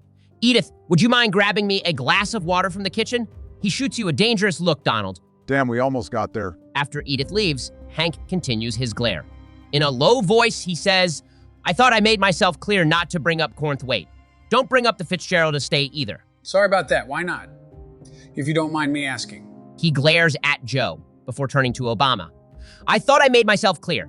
Edith has a history with that place, and I don't want that brought up within these walls. If you bring it up again, then I will be forced to ask you to find somewhere else to stay. That's fine. How about the Kerwins? We heard the sheriff talking about them. Who are they? The glass drops as Edith enters the room again, and Hank jumps to his feet. Edith, are you okay? She stands in the doorway, a shocked look on her face. Why are you talking about them? We didn't mean any offense. The sheriff mentioned something about them, and we were just trying to learn some more. Edith stiffens and then takes a seat, not meeting Hank's eyes. What do you want to know? Let's start with who they are. They were bad people, at least Arthur Cornthwaite was. They moved into the Fitzgerald Estate when I was just a girl. Strange people. Why were they bad or strange? They had strange beliefs, and things happened around town that made everyone a bit suspicious. Belongings and family heirlooms went missing, windows broken, and properties vandalized. Everyone suspected the Currans, but nobody could prove anything. I'm sorry that we brought this up. It seems like you have a history here that we didn't know about. What happened then? A cat, Whiskers, went missing when I was 14. I was angry and thought that they had stolen him. I went up to the estate to find him and saw Arthur standing in the garden over a shallow grave. He saw me and I ran as fast as I could, screaming as loud as I could. He had a pair of shears in his hand. I thought that I was dead. He was faster than me and caught up and stabbed me with the shears. Then, almost out of nowhere, Sheriff Whitford was there and shot at him. Arthur ran into the house, but they couldn't find him. The rest of the family left a few days later. I'm sorry to hear that. It sounds quite traumatic. Edith wipes away a tear. I should head to bed. She stands up and leaves in a hurry. Hank immediately stands and heads after her, pausing at the door. You can stay for the night, but I expect you to be gone tomorrow. If you are still in town, then fine, but you aren't welcome here anymore. I'm sorry, Hank. We really didn't know that the Kerwins were involved with the Fitzgerald Estate. He shakes his head and then leaves, following Edith. And that seems like a good place to end this session. Okay, so I think Donald is probably right then. The house is just haunted. Sounds like they never found this Arthur Cornthwaite guy. Could have been the body we found. That's a dark thought. So this guy escaped into that house, and Ben said the little door wouldn't open from the inside. So he maybe got trapped somehow? I was definitely right. It's a ghost, guys. Doesn't answer where Arthur Cornthwaite's body is, though. Probably in the basement. We should check into that next time. But anyways, that marks the end of the session. Thank you for watching to the end of the video, and if you liked the episode, make sure to like and subscribe. We also have a donate link we just set up for her if you want to support the channel, which is in the description. Thanks, guys, and a huge thank you to all of our viewers. We will see you all next time.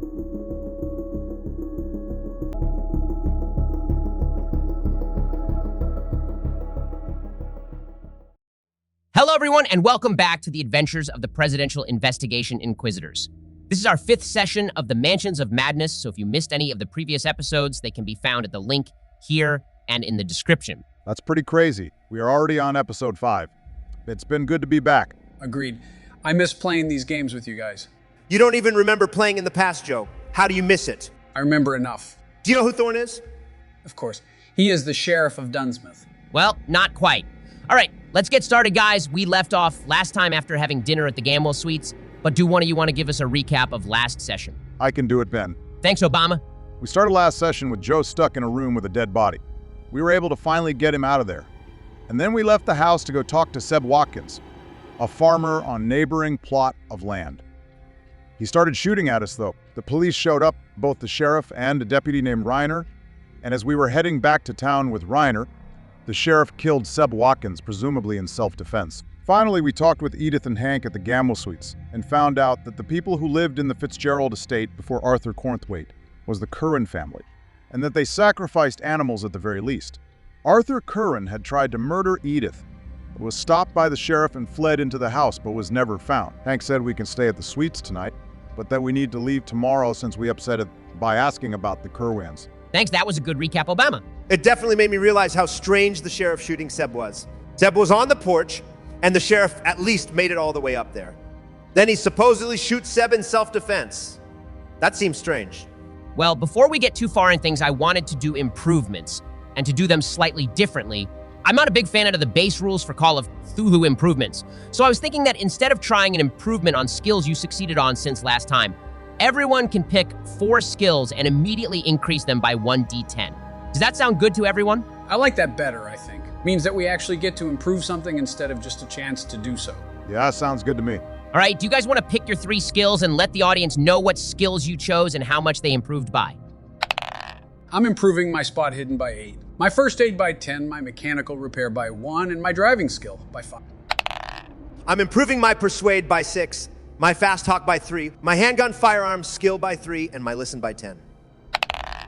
All right, I rolled pretty terribly except for 1 roll, but I'll increase my persuade by 1, my spot hidden by 2, my library use by 1, and my rifle firearm skill by 10.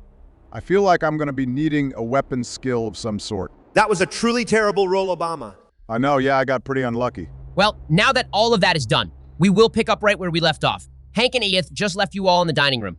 Sheriff Whitford said that he would come here first thing in the morning to talk to you guys about the death of Seb Watkins, and you haven't told anyone you found a dead body in the house yet. If the sheriff is in the cult, I don't think that we should tell anyone about the dead body. But it also sounds like he went after the Kerwin guy. And Seb did seem to be off his rocker too. Takes one to know one. It is going to look pretty bad if we don't tell the sheriff, and they find out somehow. Better than us telling the sheriff and he killing us, though. I think if the sheriff wanted to kill us, he would have tried already. He could have just snuck up to the house, and instead of it being the reporter guy with an axe, it could have just as easily been the sheriff with a gun. So we are telling the sheriff about the body then. You guys never listen to me, and it always goes poorly. I'm telling you, we can't tell the sheriff. Besides, he wouldn't let us explore the house anymore, and we still need to either verify that the body is Arthur Cornthwaite or find his actual body. Fine, we will listen to you this time, Donald. The sheriff is still wanting to come talk to us in the morning about Seb's death. After that, we can head back up to the house. Thank you, Obama. I'm telling you, I know Ben. And he was thinking we would tell the sheriff, so we just have to keep him guessing. Well, you all have a fitful sleep. Thoughts of Seb Watkins shooting at you and strange creatures dwelling in the Fitzgerald Estate haunt your dreams. But eventually morning comes, and with it, a new day. Sheriff Whitford comes by as the 3 of you are eating breakfast, which was left outside your doors when you first woke up. Good, you didn't try to run away. Now tell me why you were up at the Watkins farm last night, and why Seb was shooting at you. We don't know why he was shooting at us. We were just driving up to talk to him. Why did you want to talk to him? Haven't you conducted an investigation before? Talking to the neighbors is like the 3rd step. If you lot are actual investigators. I've heard that line before. You have the look of people who have seen things that most others wouldn't believe. I doubt very much that you are just private investigators. Well, we have seen our fair share, but we are just investigators at the end of the day. I used to be a professor. Joe was a dock worker. Donald has always been a rich socialite. We joined up after we got caught up in some mysterious circumstances on the East Coast in a small town called Dunsmouth. Never heard of it. Anyway, say I believe you. What exactly do you want to talk to Seb about? Supposedly, he lost some animals, and he bought a lot of salt from the grocery store. So, he is a farmer. There's a lot of reasons he could have bought salt. But right before Arthur went missing, he bought a ton of salt too, and asked the Dodge brothers to place an order for a literal ton of salt. Sheriff Whitford strokes his chin, then shrugs. Maybe it is a little weird, but I still don't think that Arthur went missing.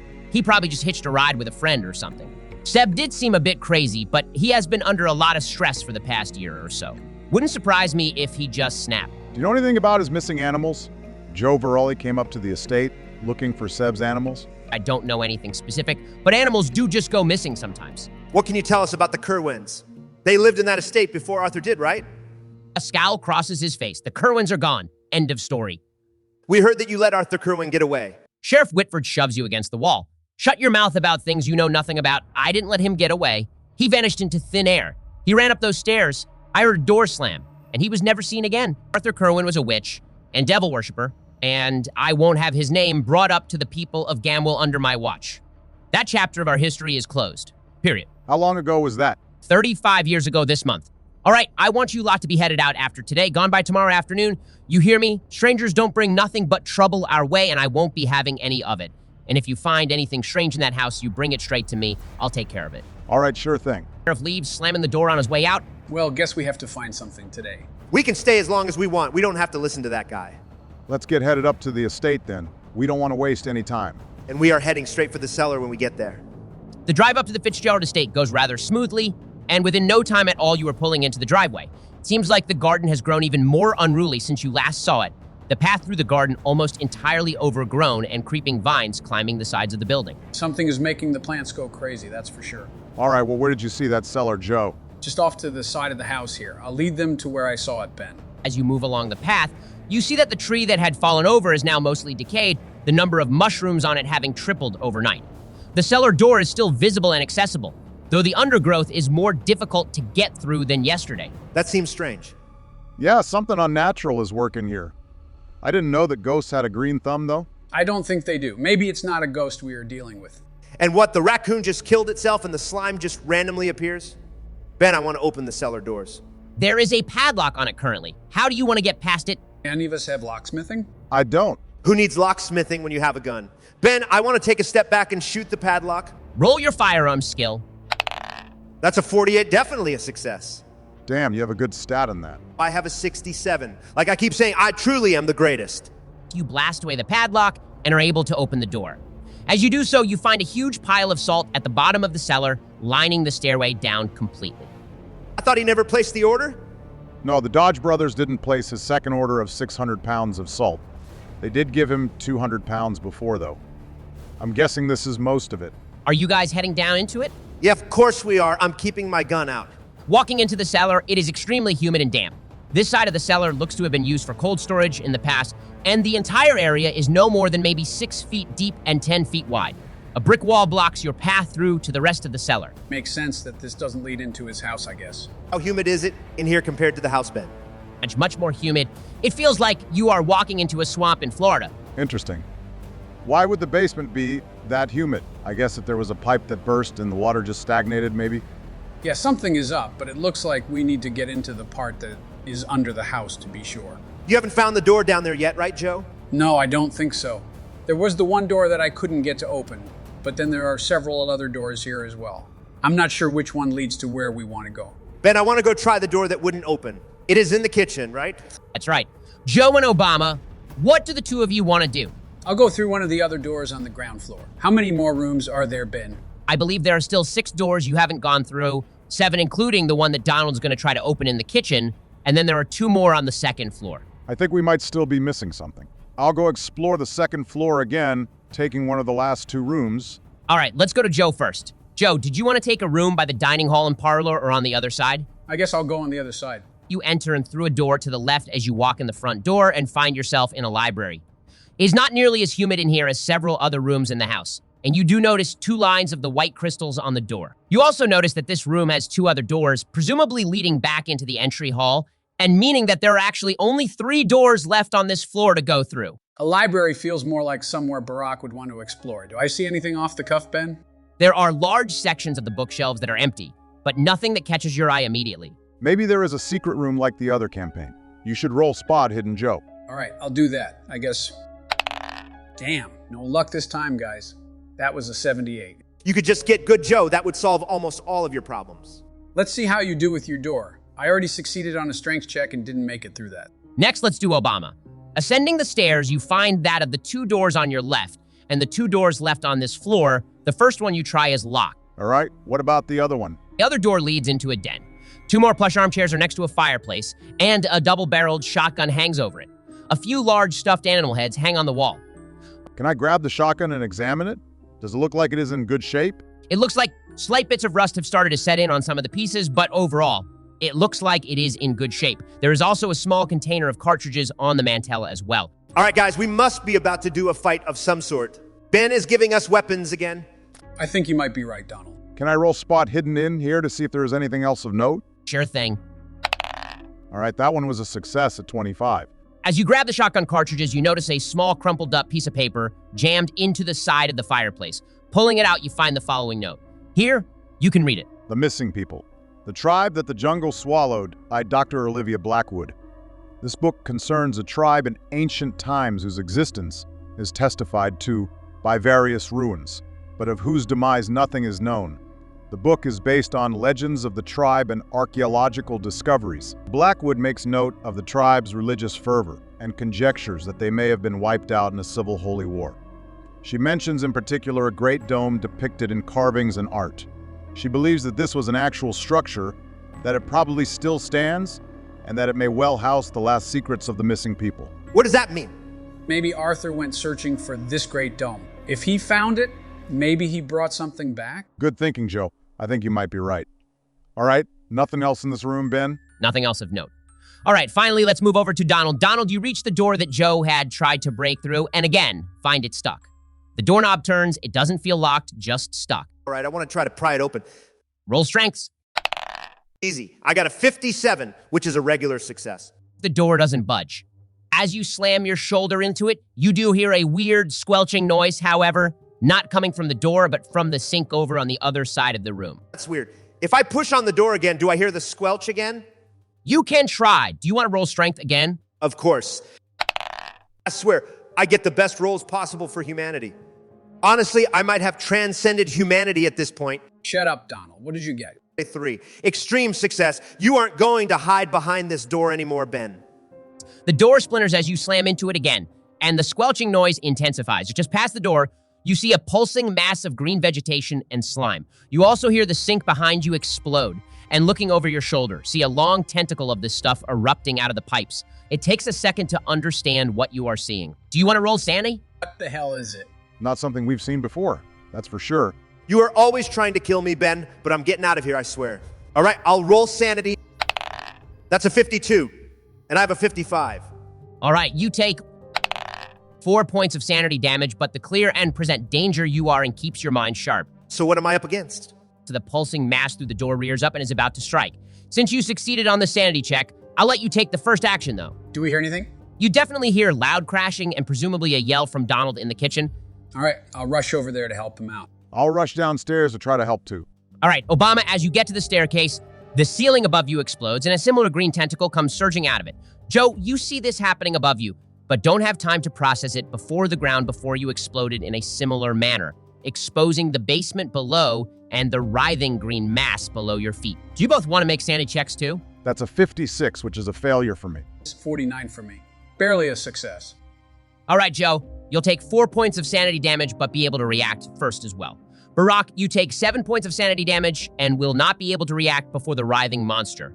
I think that this is where we should end the session for the day as well, and we can pick up next time with the fight against this monster.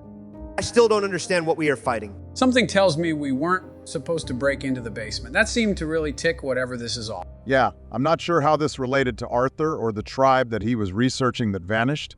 Well, I wasn't going to be stopped from going wherever I want to go.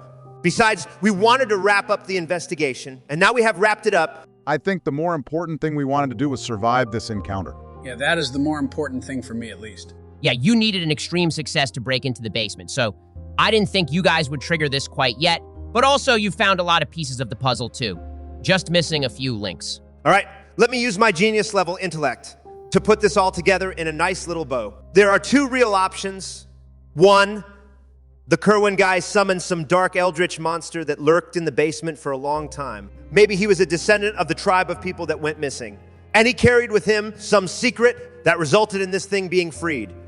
Arthur Cornthwaite just unluckily bought the house with the thing in the basement, and then it finally got him. That doesn't really explain the salt or why Seb lost his mind. Also, who would buy a house without at least looking in the basement? Yeah, I don't really think that adds up all the way, Donald. What was your other guess? Arthur Cornthwaite brought back this monster from his trip to South America. In that box I found exploded in the attic. He realized what happened and maybe used the salt in some sort of binding spell that stops the monster from moving throughout the house. Then Arthur accidentally locked himself in that room and wasn't able to continue the spell. So now the thing is loose. It escaped one night and ate Seb's animal named Bessie or whatever. That sounds better to me, but doesn't explain Arthur Kerwin's involvement with all of this. Well, I guess we will have to explore the options in our next session, if you guys survive at least. All of our viewers, if you liked the episode, make sure to subscribe and hit that bell icon so that, when the finale releases. And also join the Discord if you have ideas for what we should play next, and there is also a donate link in the description if you want to help support the channel. Thanks for joining, everyone. We will see you all next time.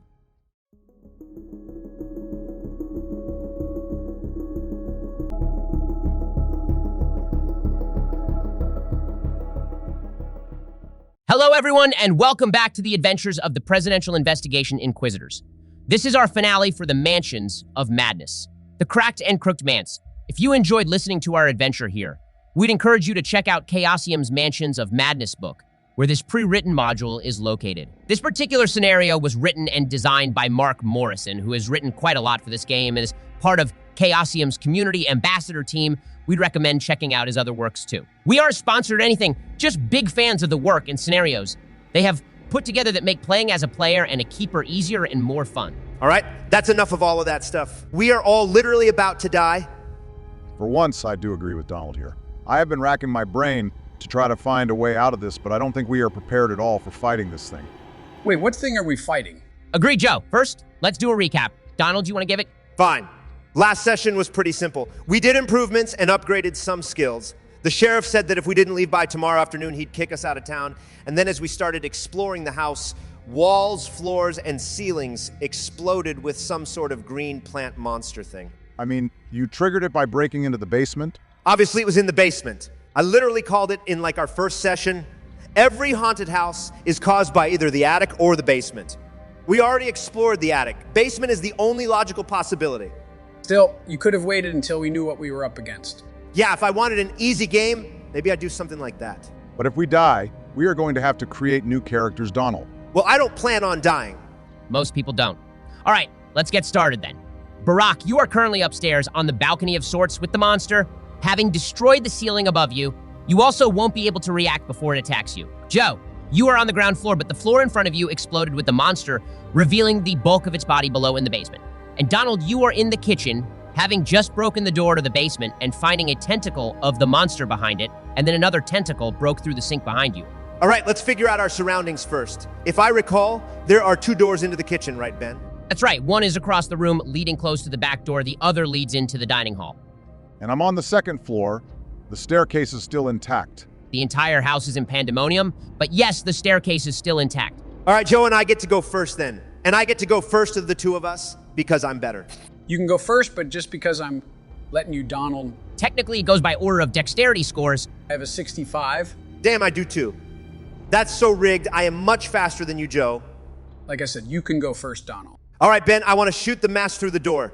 And then I want to run into the dining hall. Okay, do you want to roll firearms? It is going to try to attack back as well. As a reminder for how combat works in Call of Cthulhu, the main thing that matters is the success level. So failure, regular success, hard success, and extreme success. Typically, when someone takes an action, the opposing creature also gets another action. If the defender is attacking back, then they need a higher level of success. If the defender is taking a defense action, then they just need to match the level of success of the attacker. That's a 22, which is a hard success. I got an 18, which is also a hard success. Since it was trying to fight back, you win that encounter. Do you want to roll your damage for that hit? That's 8 points of damage. The long tentacle was oozing towards you, but retreats upon being blasted by your handgun. If you want to shoot again, you can, but you'll have to add a disadvantage die for every new attack. If I remember right, it is pretty tough to hit on additional attacks. I'm still going for it, though. God damn it, this game is so rigged that it is really hard to believe sometimes. If I didn't have the disadvantage die, that would be a 1. Literally, you guys are not even on my level. Unfortunately, with the disadvantage die, it is a 71, which would be a failure, but I'll use 4 points of luck to make it a regular success. Funnily enough, I got a 71 as well. You land another hit. Now I get a 1. Ben, I am this close to quitting this stupid rigged game, or at least finding some other dice. That's 3 more damage. Now I want to try to run away and get at least into the dining hall, if not through it into the main entry hall. Do you want to roll dexterity? It's going to try to grapple your leg as you run away. That's a 4, extreme success. Damn, I thought I had you that time. I got an 8, which was also an extreme success, but since you are defending on this one, you just needed to tie with me. You are the luckiest son of a gun on the planet, Donald. No joke. I don't think I've ever gotten that lucky with my rolling. No luck involved. This is all skill. All right, Donald, you are able to make it out of the kitchen and into the dining hall, though, are not quite able to make it into the main entry hall. All right, Joe, you also succeeded on that sanity roll, so you can take your turn next. Did it seem like Donald did much damage to it? Not much, though. It did retreat each time he shot it. Well, guys, I'm mainly just a brawler. Don't know exactly what I'm supposed to do about this. Yeah, once again, you're literally useless here, Joe. That's not true. Do you have any sort of weapon, Joe? Not on me. Actually, though, that gives me an idea. Ben, could I make it back to the parlor? You'd have to make a dexterity check, but yeah, you can run across the room to the parlor. All right, let's go for it. That's a 51 regular success. Sorry, Joe, I got a 9, which is an extreme success for me. Wait, can I push the roll? You could try jumping, but if you fail on this one, that means that you'll be knocked prone while it moves to attack you. I don't think that's worth it, Joe. You need an extreme success to win on this one. Yeah, just give up Joe. I'll come save you. Don't worry. I got this, guys. Ben, I want to push the roll and jump for safety. All right, roll for dexterity again. Damn, all right, that was a 43. I want to use 30 points of luck to make it an extreme success. Nice, Joe. All right, Barack, watching from the balcony, you see Joe start to slip, then leap out into the air. The long green tentacle reaches up to him, missing by mere inches as he clears the gap and lands on his feet, stumbling forward into the door to the parlor. Sweet. I want to rush to the bar and grab the moonshine. Are you kidding me, Joe?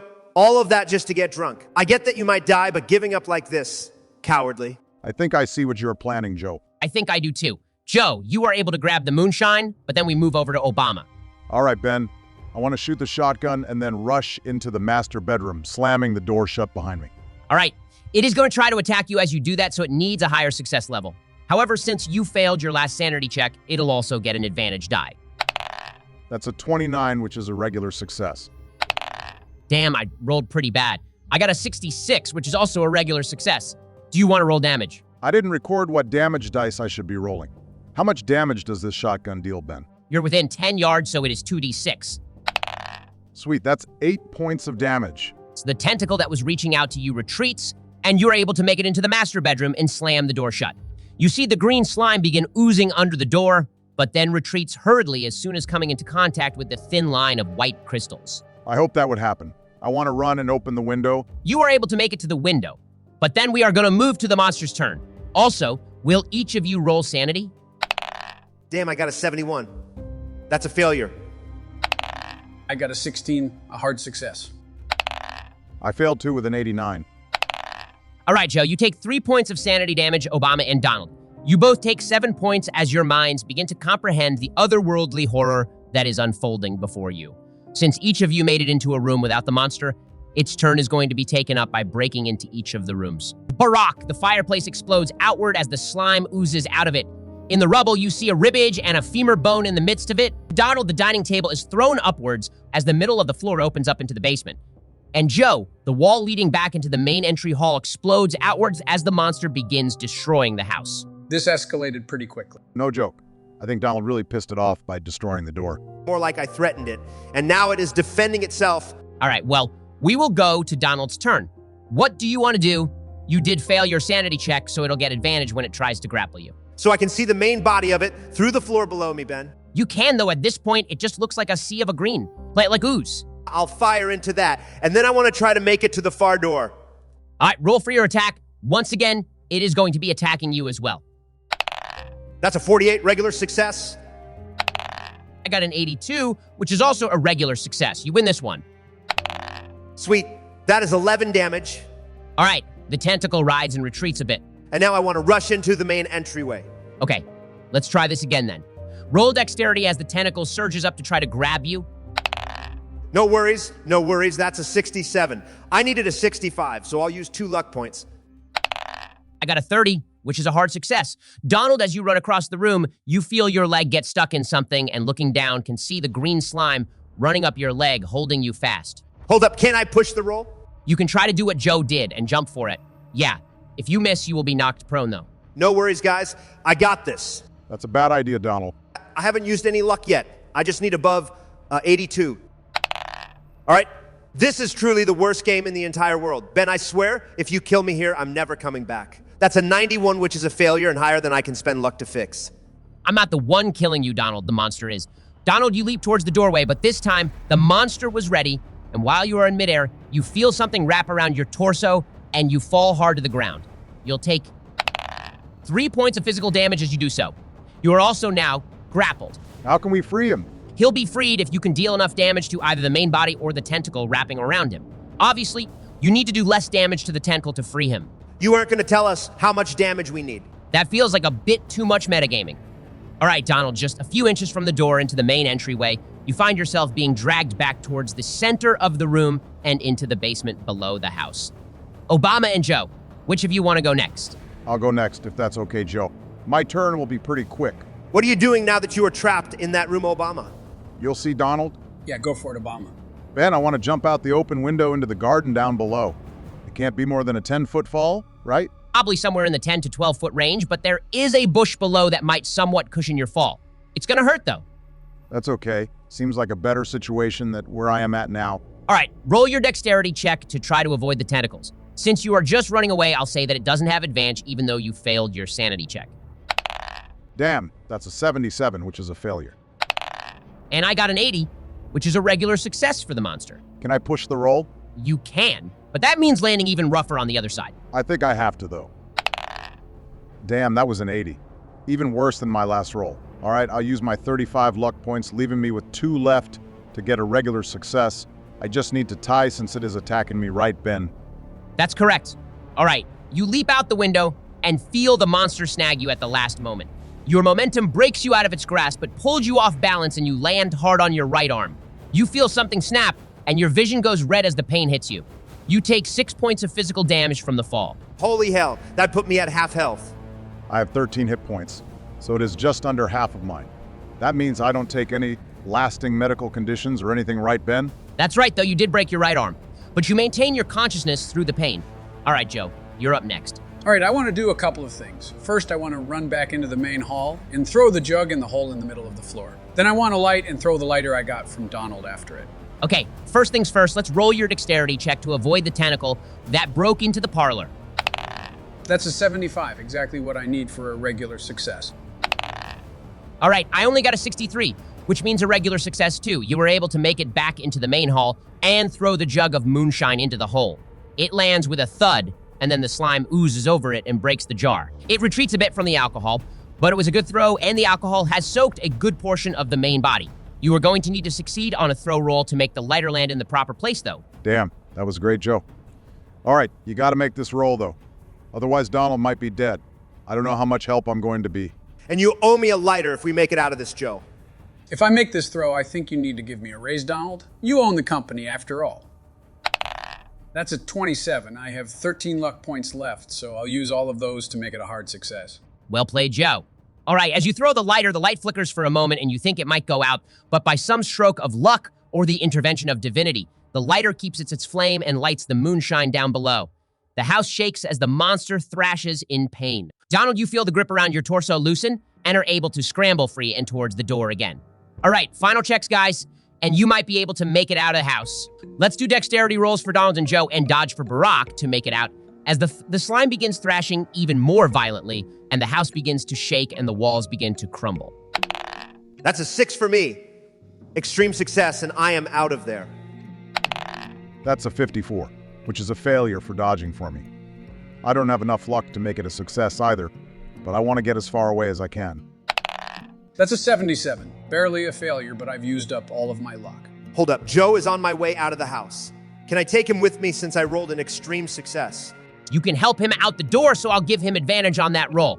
Barack, you see the wall begin falling after you, but you are able to mostly get out of the way. A falling board hits you on the back of the head, knocking you prone, and you take 2 more points of damage, but you are able to make it far enough away that you don't get crushed by the bigger debris.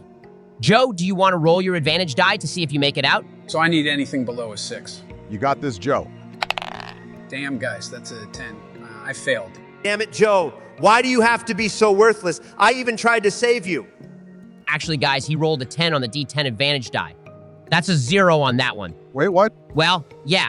You can't get above 100, so if the 10 wasn't a 0, then he would have rolled a 107. It's a 0 for Call of Cthulhu. I won? Guys, I won. Your luck. If Ben wasn't changing the rules, you'd be dead right now, Joe. I didn't change the rules, guys. That's how it works. Great job, Joe. Wait, so it's over then? We didn't solve the case. As you exit the house, all gathered in front of it, as the remaining portions of the house collapse in on itself, fueling the flames that Joe started in the basement. You do wonder if it was all worth it. Did you learn anything? Did you provide closure? Did you actually gain a victory over the eldritch horrors? This was a fun story, Ben. And it feels great to be back and playing on a regular schedule. What happens next? Well, next week we will pick up with a new story. Whether it is Call of Cthulhu or something different, we will just have to wait and see. I'm a bit confused, though. Yeah, there are a lot of questions left over. We never identified the body we found for sure, and I saw bones come out of the fireplace in the master bedroom when that thing destroyed it. There weren't salt crystals in front of the fireplace, were there? No, there weren't. So maybe Arthur Cornthwaite missed that, and the monster killed him through death. Yeah, I'll clear up a bit of the mystery for any viewers who want to know more after the credits. But first, let's close off our session. Thanks for joining, everyone. If you liked the video, make sure to subscribe, comment, and all of that stuff. We really appreciate the support. We will see you all next time. Off in the distance, the mechanical sirens of the police car began to echo once again through the streets of Gamwell. The smoke rising from the remains of the Fitzgerald Estate high into the air, and with it, the closure of yet another encounter with the Mythos that almost consumed our investigators. Knowing how this looks, and desperate to leave behind this terrible scene, our investigators got into the car and hurried off down the highway towards a nearby town to seek medical attention, leaving Gamwell behind forever. And the townsfolk? Well, the destruction of the Fitzgerald Estate marked a new chapter for the town, forever closing the book on the terrible things that had happened there. Healing of old wounds began to truly mend, and yet a deep and abiding distrust of outsiders grew ever deeper. From the Kerwins' cruelty to our investigators' act of arson, travelers were told to move on to the next town and not to linger. Most of the memories of this slowly faded over time, however, unbeknownst to our investigators. Spores of the monster had attached onto Donald's clothes when he was grabbed. They disposed of these clothes at the motel in the next town that evening, and evil once again had a new home, growing, waiting, ready to strike.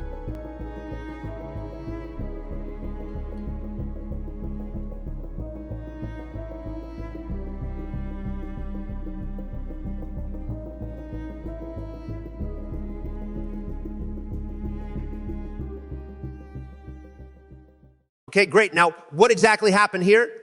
Yes, for any viewers who want to keep the mystery alive, feel free to skip past this part or to move on to the next video. But if you want to know some of the missing puzzle pieces, please keep watching. Now, Donald, you actually got quite a bit right on your second guess. Arthur brought back the monster, which is known as the spawn of Shubbenrath, from his expedition to South America, though not intentionally.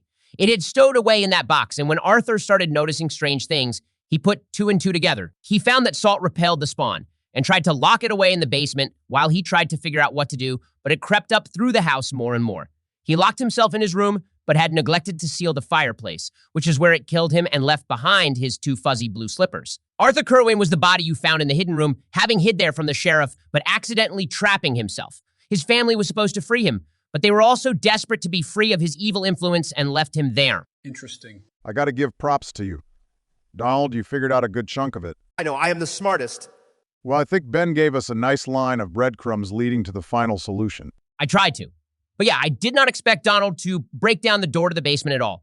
A similar thing happened to Malith Rex when he ran this scenario, except in that one, an investigator had gone crazy and smashed through the floor, falling into the basement and being trapped there. They also used salt as more of a weapon and didn't even find the moonshine or think of using that. It was a good time playing through this. They did a good job with this module. They did, yeah. We ran it with some homebrew changes, but most of the module happened like this. Seb Watkins wasn't crazy in the other one. In this, he witnessed the spawn taking his cow and his reality shattered. He thought that it must have been aliens or people who had stolen it. So the sheriff actually was a good guy? Nobody was involved in a cult or anything? Just Arthur Cornthwaite. He was an investigator once, but eventually succumbed to insanity and lost his mind, beginning instead to work towards summoning eldritch entities instead of fighting to repel them. A dark omen for you guys, I think. Anyways, thanks for staying to the end, everyone. Hope that this cleared up any parts of the story you were confused on. We will see you all next time.